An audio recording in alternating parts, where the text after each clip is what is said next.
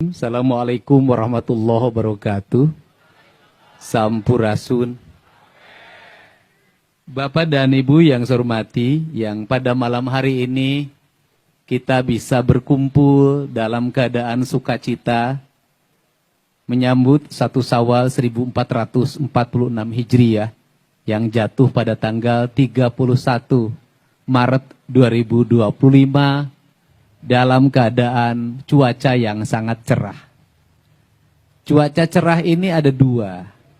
Yang pertama, kecerahannya Allah yang menentukan, tetapi dari sisi aspek perjalanan ilmiahnya, karena dilakukan modifikasi cuaca, sehingga cuaca tidak turun hujannya di wilayah Bandung, tapi turun di atas lautan. Dan kita mengucapkan terima kasih pada BMKG yang hampir 1 bulan bekerja sama dengan pemerintah provinsi untuk melakukan modifikasi cuaca, dan alhamdulillah 90% berhasil. Alhamdulillah. Yang saya hormati Ketua DPRD Provinsi Jawa Barat, yang saya hormati Kasdam 3 Siliwangi, Wakapolda Jabar, kemudian Kepala Seksi Perdata Kejaksaan Tinggi Jawa Barat, Sekretaris Daerah Provinsi Jawa Barat, seluruh pimpinan instansi vertikal, Kepala Kanwil Kemenag, Ketua Baznas, ini adalah guru saya waktu SMA, Ketua MOI Provinsi Jawa Barat, para kepala perangkat daerah di Provinsi Jawa Barat. Yang pertama, sebuah kebiasaan dalam tradisi Islam kultural di Indonesia itu mengenal yang namanya bedug. Maka memasuki baju lebaran, orang menyebutnya meli baju bedug. Dan bedug itu pertanda bagi kegiatan-kegiatan spiritualitas yang memasuki hari ganjil. Jadi kalau puasa masuk ke 21 hari, itu biasanya mulai ditabuh dulag. Maka memasuki yang disebut dengan tahapan lilikuran. Nah, tahapan lilikuran itu ditandai dengan upacara saling memberi. Orang motong ayam, orang motong kambing, bahkan mungkin motong sapi. Semiskin-miskinnya dia adalah ngambil ikan di kolam untuk dibuatkan pesmol. Dan kemudian saling mengantar. Dan dalam strata sosial pada zaman itu, tidak ada kaya, tidak ada miskin. Orang yang mengantar, maka akan dipulang. Maka sayurnya saling memulang. Jadi istilahnya silih anteran.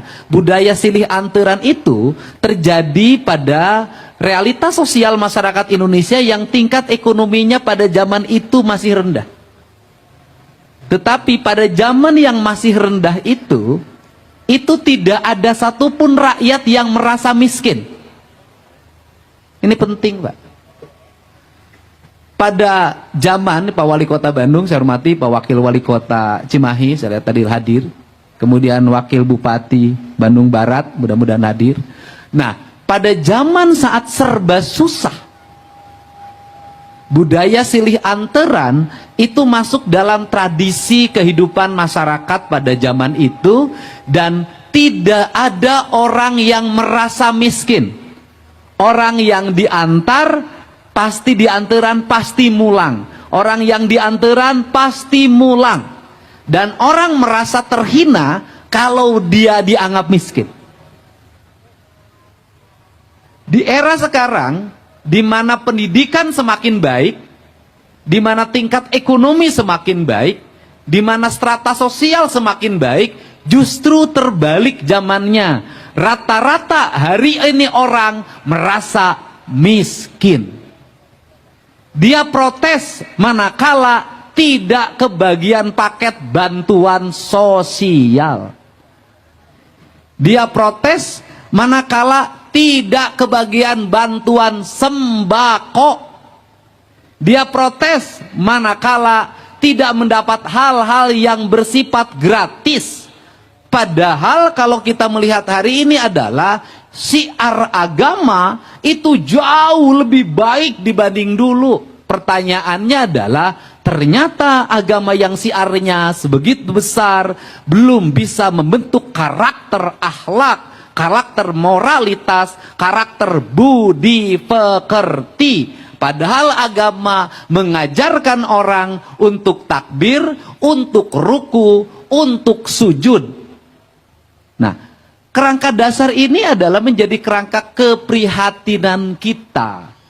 Kenapa menjadi kerangka keprihatinan kita? Karena tidak mungkin bangsa menjadi besar manakala rakyatnya memiliki mentalitas orang miskin.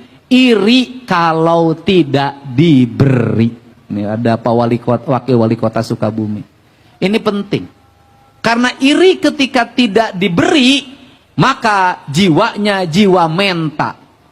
Karena jiwanya jiwa menta, maka mentanya memiliki dua tahapan.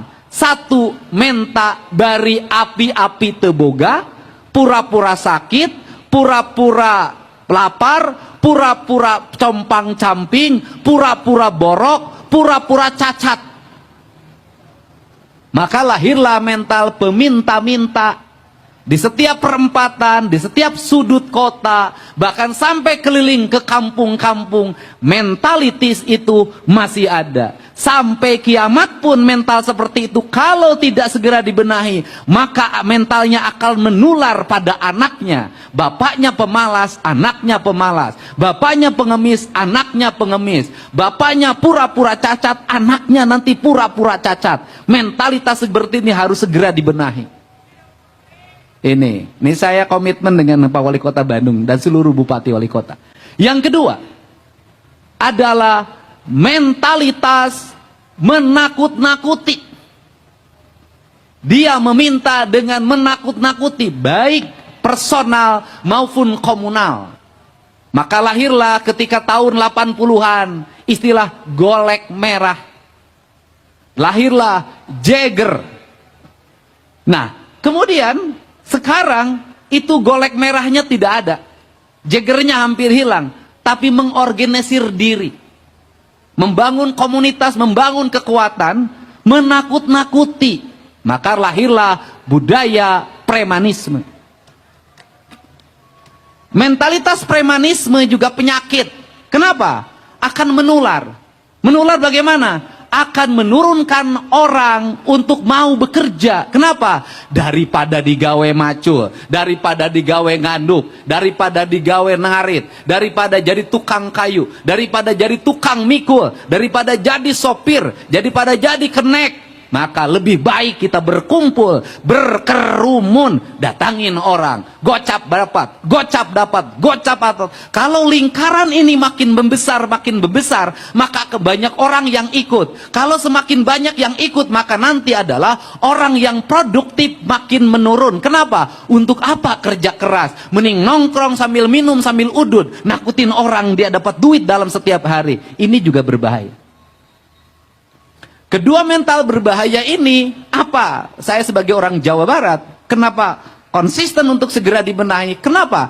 Karena ruang-ruang produksi di Jawa Barat, ruang engineer, ruang manager, ruang CEO, ruang direktur, ruang direksi, ruang kelompok ahli, ruang tukang tembok, ruang tukang kayu, nanti akan diisi oleh orang lain. Dalam jangka panjang kita akan jadi tamu di kampung kita sendiri.